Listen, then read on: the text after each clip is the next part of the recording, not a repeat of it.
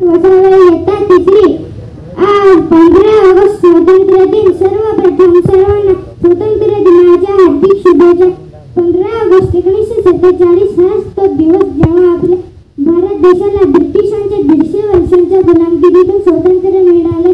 आपल्या देशाला स्वातंत्र्य मिळवून देण्यासाठी शेकडो स्वातंत्र्य सैनिकांनी आपल्या प्राणांचे बलिदान दिले।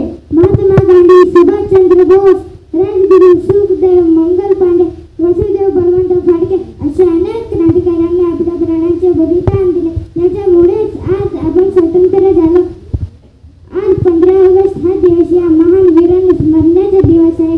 आणि हो, मी आवर्जून सांगू इच्छितो की आपल्या आदिवासी समाजाचे सुद्धा अनेक क्रांतिकारकांनी स्वातंत्र्यासाठी आपल्या प्राणांचे बलिदान दिले आहे।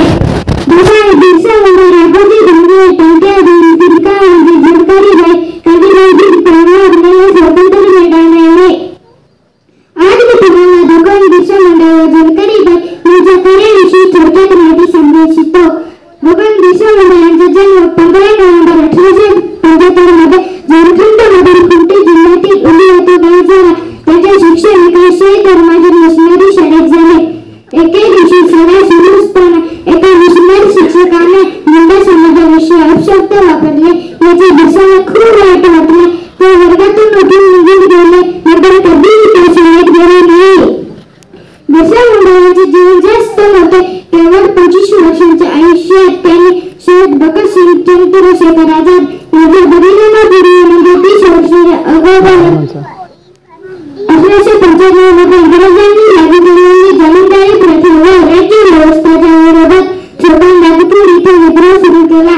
बंडारी इथे समाजबंधाला संबोधित करत असताना इंग्रज सैन्याने त्यांच्यावर हल्ला केला। बिरसा मुंडा तिथून पलायन करण्यास यशस्वी झाले, परंतु आपल्या समाजाच्या 404 लोकांना मारून त्यांचे शव टेकडीवरून खाली ढकलण्यात आले। ढकलीपर्यंत जिवंत असलेल्या लोकांनी जिवंत खड्ड्यात करून देण्यात आले।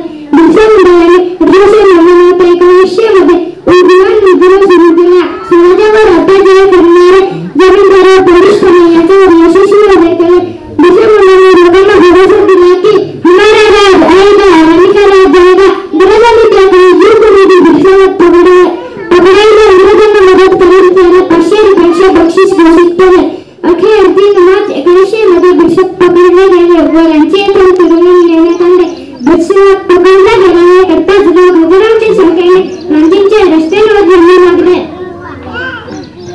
बिरसा मुंडा यांना 3 महिने तुरुंगात ठेवण्यात आले।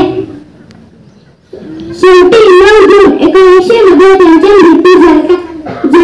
झुलकारी बाई ह्या सुद्धा झाशीची राणी लक्ष्मीबाई यांच्या सोबत इंग्रजांच्या युद्धाच्या तुरळीत सहभागी होत्या। लक्ष्मीबाईंच्या सैन्यात दुर्गतन होते, त्या दुर्गतनाच्या सैन्यात होते